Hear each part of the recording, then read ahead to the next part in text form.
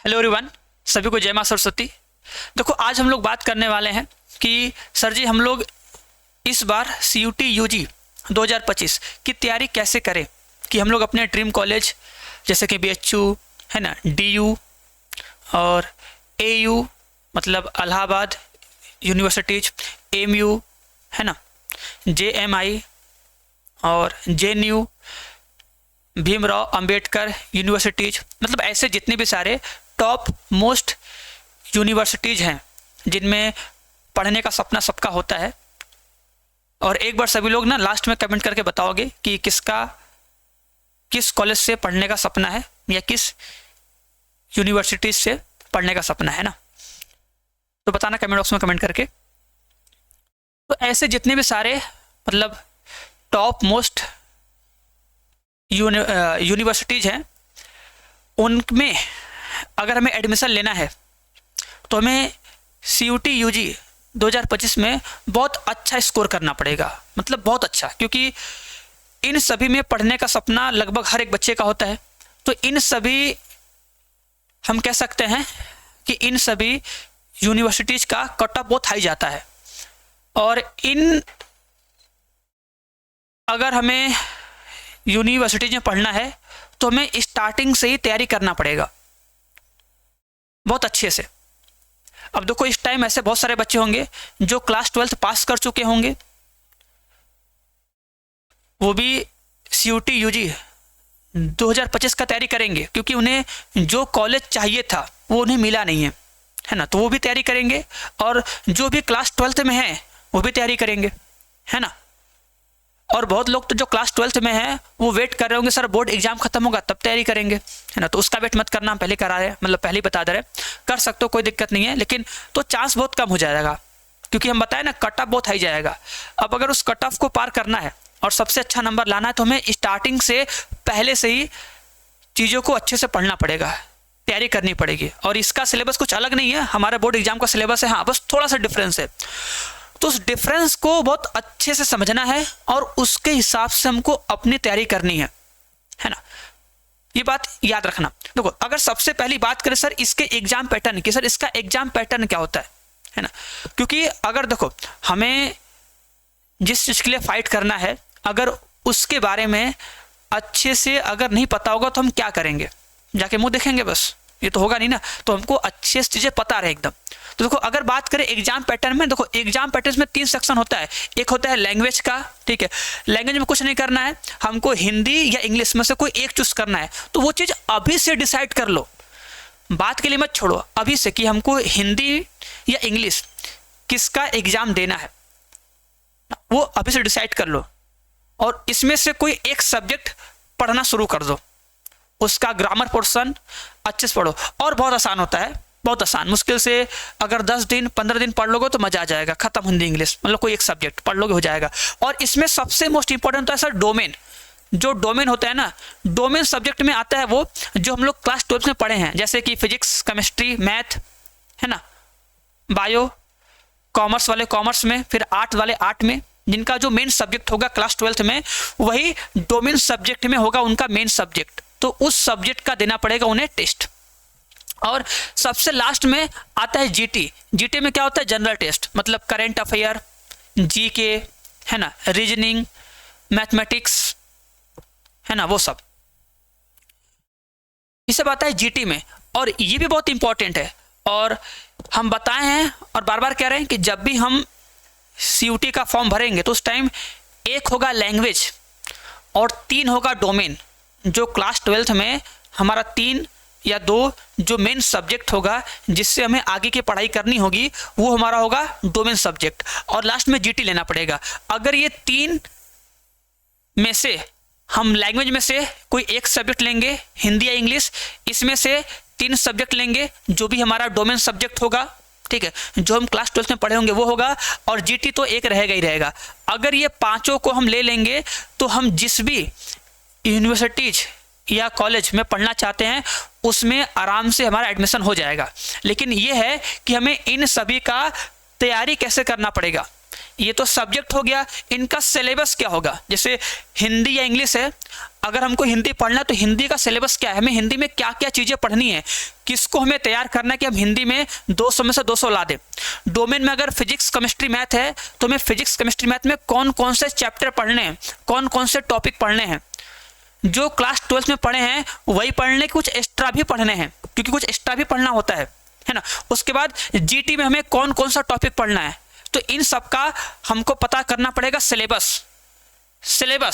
अब सिलेबस कहाँ से मिलेगा, तो सिंपल क्या करना है, गूगल पे जाना है, एकदम बढ़िया से गूगल पे जाओगे, यहाँ पे सर्च करोगे, सर्च कर लेना कि एनटीए, ठीक है, एनटीए सिलेबस सर्च कर लो, ठीक है, या फिर CUT.UG समर्थ.in सर्च कर लो, या सिंपल लिख दो ना CUT सिलेबस, सिंपल लिख देना CUT सिलेबस, लिखोगे आएगा एनटीए का ऑफिशियल वेबसाइट, ठीक है, जो एनटीए होगा ना, एनटीए का, NTA national testing agency, search करना NTA CUT ऑफिशियल वेबसाइट, वही सर्च कर लेना, आ जाएगा। ओपन करोगे ना, देखो कॉमन ये CUT ओपन हुआ है, इसको ओपन करोगे, ओपन करने के बाद देख लो ऐसा पेज दिखेगा, देख लो यहाँ पे लिखा है भारत सरकार शिक्षा मंत्रालय, लिखा है ना, डिपार्टमेंट ऑफ हायर एजुकेशन लिखा है, बस इसको ओपन करोगे, देखो यहाँ पे लिखा है सिलेबस, लिखा है सिलेबस ना, इस पे क्लिक करोगे, सिलेबस क्लिक करने के बाद जिस सब्जेक्ट का सिलेबस जानना है उस पर सर्च कर लो, देखो मैथमेटिक्स पे सर्च करेंगे, मैथ का खुल गया। अब मैथ में हमें क्या क्या पढ़ना है वो सब आ जाएगा, देखो सब कुछ लिखा है, determinant, matrix, calculus, tangent, normal, इनके मैक्सिमम, सब कुछ लिखा है, मतलब हर एक टॉपिक दिया कि हमें कौन कौन सा टॉपिक पढ़ना है और उस टॉपिक के अंदर क्या पढ़ना है, देखो सब कुछ दिया है उस टॉपिक के अंदर। जैसे ये है ना कि डिफरेंशियल इक्वेशन में क्या क्या पढ़ना है, मेन देखो ये पढ़ना है, ये पढ़ना दिख रहा है सबको ना, मतलब ये हमको पढ़ना है, सबको साफ साफ दिख रहा है। तो हर एक टॉपिक को एकदम डिटेल से बताया कि वेक्टर है, वेक्टर में क्या क्या पढ़ना है, 3D में क्या क्या पढ़ना है ना, लीनियर प्रोग्रामिंग में क्या क्या पढ़ना है, प्रोबेबिलिटी में क्या क्या पढ़ना है, सब कुछ दिया गया है ना, तो आराम सब कुछ देख सकते हो बढ़िया से, ये मोस्ट इंपॉर्टेंट है। और हाँ, क्योंकि अभी देखो हम लोग तैयारी कर रहे हैं बोर्ड एग्जाम का, तो हम चाहते हैं कि भाई हम बोर्ड एग्जाम के साथ साथ कुछ ऐसा करें कि हमारा CUT भी हो जाए। तो उसके लिए क्या करना पड़ेगा, देखो जो NCERT है वो तो तुम्हारा कंप्लीट फॉलो करना है, लेकिन जब तक ये तुम पढ़ रहे हो, क्योंकि हमें क्लास 12 के साथ साथ थोड़ा थोड़ा टाइम निकालना है और इसके लिए तैयारी करनी है, तो करना क्या होगा, अभी से ये शॉर्ट नोट्स बनाने का प्रैक्टिस कर लो। शॉर्ट नोट्स कैसे बनाते हैं समझा दिए कि हर एक चैप्टर का 2 से 3 पेज में समरी होना चाहिए, उसके सारे परिभाषा, उसके सारे फॉर्मूले, उस चैप्टर के सारे मोस्ट इंपॉर्टेंट क्वेश्चन, क्योंकि ये सभी CUT में काम आएंगे सभी, तो 2 से 3 पेज में बना लेना है हर एक चैप्टर का, मैथ हो, फिजिक्स हो, केमिस्ट्री हो, सबका, उसके इंपॉर्टेंट डेफिनेशंस, उसके इंपॉर्टेंट फॉर्मूले और उस चैप्टर के इंपॉर्टेंट क्वेश्चन और उस चैप्टर के PYQ क्वेश्चन ना 2 से 3 पेज में बना के लिख लो।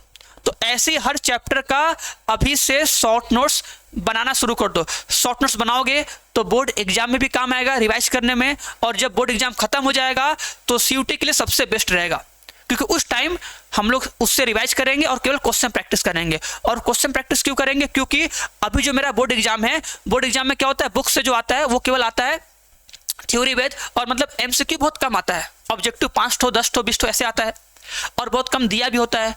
और ये जो है CUT ये पूरा मतलब MCQ है, पूरा ऑब्जेक्टिव है, तो हमको MCQ का बहुत प्रैक्टिस करना है। इसके लिए सबको करना पड़ेगा इसी चैनल पे।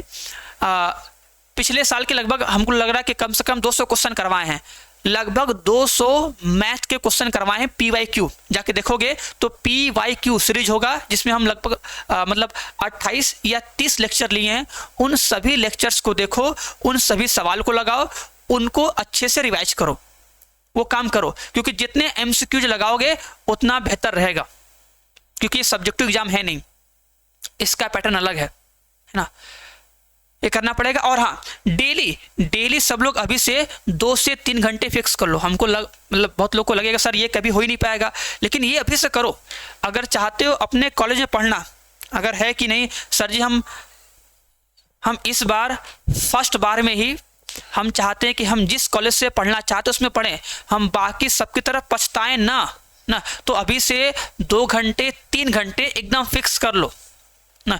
दिसंबर तक कम से कम फिक्स कर लो कि दिसंबर तक हमें 2 घंटे या 3 घंटे, ये इतने बजे से लेके इतने बजे तक हमें केवल CUT का सिलेबस पढ़ना है, CUT का प्रैक्टिस करना है, CUT का ही रिवीजन करना है, ये चीज ना। फिर जनवरी फरवरी केवल बोर्ड एग्जाम, है ना, क्योंकि उस टाइम पढ़ोगे ही नहीं। हाँ, उस टाइम जो बच्चे 12th पास कर चुके हैं वो सब बहुत आगे निकल जाएंगे, और उनसे कहेंगे भी कि सब लोग अच्छे से उस टाइम प्रैक्टिस करो, क्योंकि जब सब सो रहे हैं अगर उस टाइम पढ़ोगे ना तो उन सबसे आगे निकलोगे, है ना। ये थिंकिंग होनी चाहिए भाई। देखो, जब सब पढ़ रहे हैं, सब तैयारी कर रहे हैं, तो हम तो उस टाइम करेंगे ही करेंगे, लेकिन जब सब थोड़ा सा डिस्ट्रैक्ट होंगे, जब सब थोड़ा सो रहे होंगे, जब सब थोड़ा खेल रहे होंगे, हमें उस टाइम पे तैयारी करनी है ना, तब सबसे आगे निकलोगे। ये बात याद कर लो। और सभी से कहेंगे बोर्ड एग्जाम साथ में है या 12th पास कर चुके हो, लेकिन दिसंबर तक तो अच्छे से पढ़ो एकदम बढ़िया से ना, और उसके बाद अपना बोर्ड एग्जाम देना बढ़िया से। उसके बाद टाइम बचेगा तो फिर हम लोग तैयारी करेंगे CUT का। तो इन सब बातों को ध्यान देना बढ़िया से। उम्मीद करेंगे सबको मेरी बात समझ में आई होगी। जैसे बताएं वैसे करो, तो बाकी सभी का अपना अपना कॉलेज, ड्रीम कॉलेज जिसमें पढ़ना चाहते हो उसमें मिल जाएगा।